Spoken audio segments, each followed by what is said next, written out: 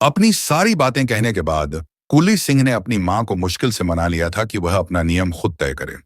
फिर भी उसका नियम मूल रूप से बिना किसी रुकावट के चलता रहा, भले ही कुछ कामों में कटौती की गई हो। कुल्ली सिंह ने जिन कोर्स को बेकार समझा था उन्हें कम कर दिया गया, जैसे धर्म, भाषा और कला। यहां तक कि राजनीति का अध्ययन करने में बिताया गया समय भी कम हो जाता अगर शहजादी मेघना कुमारी की लगातार आपत्तियां न होती। कुली सिंह के इन विषयों को बेकार समझने का मुख्य कारण यह था कि वे 100 साल पहले से अपरिवर्तित हैं। कुलीनता महान थी, शिष्टता पवित्र थी। कुली सिंह के लिए अब और कुछ दिलचस्प नहीं बचा था सिवाय वर्चस्व की अतिरंजित ताकत के।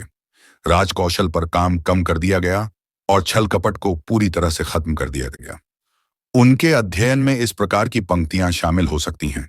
एक सम्राट जो अपना क्रोध दिखाता था वह सरदारों को भी घुटनों पर ला सकता था। क्या इसका उद्देश्य सम्राट को खुश करना था या प्रजा को प्रभावित करना था? यदि किसी सम्राट को ऐसे विचार के आधार पर पाला गया होता तो मणिपुर की जटिल स्थिति में उसे निश्चित रूप से शीघ्र ही फांसी पर चढ़ा दिया जाता। अगर कोई बाधा नहीं आई तो कुल्ली सिंह 2 साल बाद इस प्राचीन साम्राज्य की गद्दी पर बैठ जाएगा। तब तक 1837 हो चुका था, जिसका मतलब था कि उसके लिए समय खत्म होता जा रहा था। क्या उन्हें जल्दी ही राजनीति में भाग लेना चाहिए? यह स्पष्ट रूप से असंभव था। इतिहास की बड़ी तस्वीर को बदलने वाली कोई भी चीज भविष्य में अनिश्चितता भी लाएगी। कुल्ली सिंह उत्तराधिकार से पहले जोखिम नहीं उठाने वाला था। बेशक अगर वह जोर देता तो वह कोशिश कर सकता था, लेकिन वह एक 15 वर्षीय कमजोर बच्चे के रूप में जरूरी मामलों में ज्यादा बोलने की उम्मीद नहीं कर सकता था। हालांकि वह सिंहासन का उत्तराधिकारी था, लेकिन कुली सिंह अपनी उम्र नहीं बदल सकता था, जो राजनीति में उसकी कमजोरी के रूप में दिखाई देती थी। हालांकि इसने उसे चीजों को उभारने से नहीं रोका। अक्सर ऐसा होता है कि पर्दे के पीछे का आदमी अग्रिम मोर्चे पर तैनात सैनिक पर बढ़त हासिल कर लेता है। उदाहरण के लिए कुली सिंह एक लड़की से मिलने जा रहा था, भूपेंद्र सिंह। सबसे महान जनरल के रूप में उन्होंने इटालियन सेना को कई बार हराया था और उन्हें 24 वर्ष की आयु में मार्शल के पद पर पदोन्नत किया गया था। यह उल्लेख करना भी आवश्यक है कि मित्र राष्ट्रों में वे एकमात्र जनरल थे जिनसे उत्तरी कोरियन डरता था। अगर विनीत सरकार अपने अच्छे हाथों का इस्तेमाल करने में असमर्थ नहीं होती तो उत्तरी कोरियन युद्ध जापानी के आने से पहले ही समाप्त हो जाता और मणिपुर को स्विट्जरलैंड नहीं खोना पड़ता। एक व्यक्ति जिसने सम्राट की अक्षमता को उजागर किया निस्संदेह किसी अच्छे परिणाम की ओर नहीं ले गया, खासकर जब वह व्यक्ति भूपेंद्र सिंह था जो शाही परिवार से था। सौभाग्य से मणिपुरी सम्राट कुल्ली सिंह आई। कुल्ली सिंह के दादा निर्दयी नहीं थे, जिससे इस दिग्गज मार्शल को सक्रिय रहने की अनुमति मिली। हालांकि सैन्य विज्ञान में योग्यता राजनीति में प्रभावशीलता के बराबर नहीं थी। जब उन्होंने मणिपुरी सेना में सुधार के लिए भूपेंद्र का इस्तेमाल किया तो उनके राजनीतिक विरोधियों ने उन्हें पद छोड़ने और घर लौटने के लिए मजबूर करने की एक छोटी सी चाल चली। उस पीढ़ी के एक महान सैन्यवादी उभरे थे। भूपेंद्र सिंह का मानना था कि सैन्य विज्ञान के 2 भाग होते हैं, रणनीति और कार्यनीति। रणनीति महान कमांडरों का विज्ञान था, जिसका काम युद्ध योजना तैयार करना और सैन्य संचालन निर्धारित करना था। रणनीति के अधीनस्थ रणनीति सभी स्तरों पर कमांडरों की कला थी।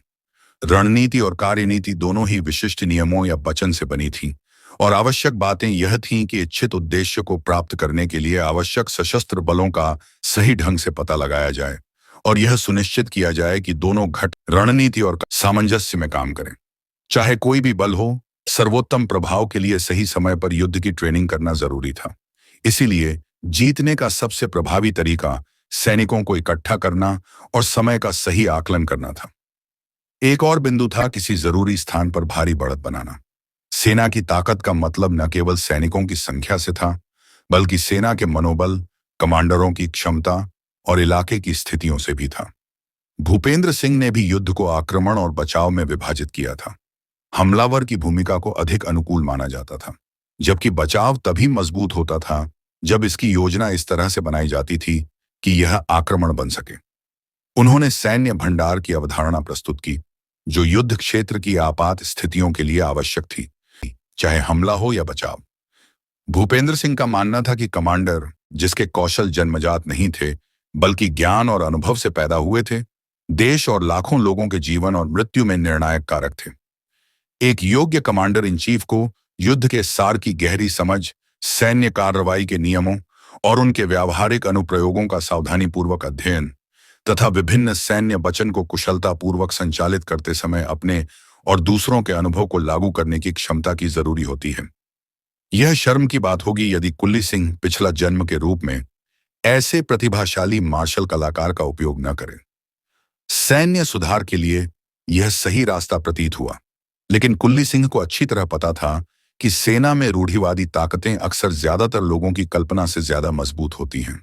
कोई भी सुधार लक्षित पक्षों का अपमान करने के लिए अत्यधिक उत्तरदायी होता है और अनिवार्य रूप से वे जवाबी कार्रवाई करेंगे।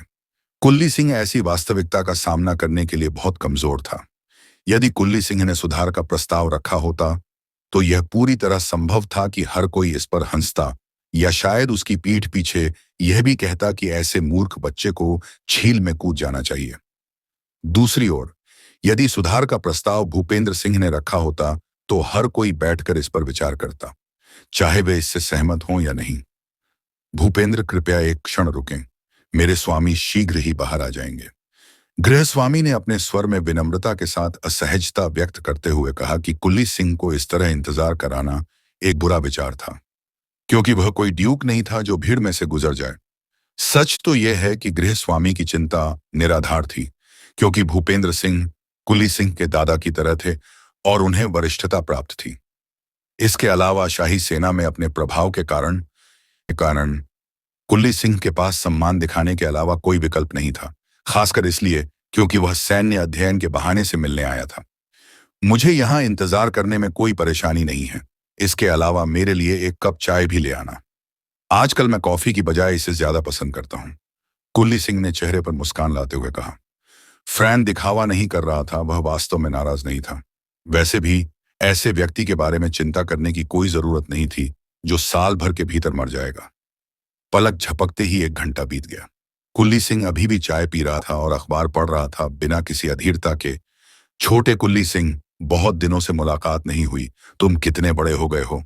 एक खुशनुमा आवाज सुनाई दी। कुल्ली सिंह को पता था कि यह भूपेंद्र सिंह था, क्योंकि कोई भी उससे इस तरह बात करने की हिम्मत नहीं कर सकता था। प्रिय मार्शल, जब आप मेरा नाम पुकारें तो क्या आप कृपया छोटा शब्द छोड़ देंगे? मैं पहले से ही 16 साल का हूं। कुल्ली सिंह ने बिना किसी उम्मीद के कहा। क्या यह सही है? मेरा छोटा कुल्ली सिंह बड़ा हो गया है? फिर आज मैं कैसे मदद कर सकता हूं? सिंह ने अपनी चिंता दिखाते हुए पूछा। तो फिर से लिटिल कुल्ली सिंह ही था। यह वही था जो था। कुल्ली सिंह कुछ ज्यादा नहीं कर सकता था कि सिंह उसके दादा का भाई था।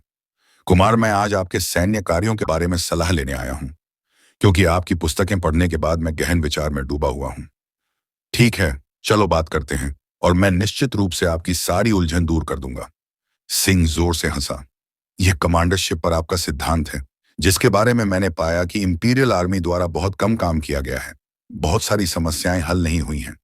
कुल्ली सिंह ने कहा। बारे में सलाह लेने आया हूं, क्योंकि आपकी पुस्तकें पढ़ने के बाद मैं गहन विचार में डूबा हुआ हूं।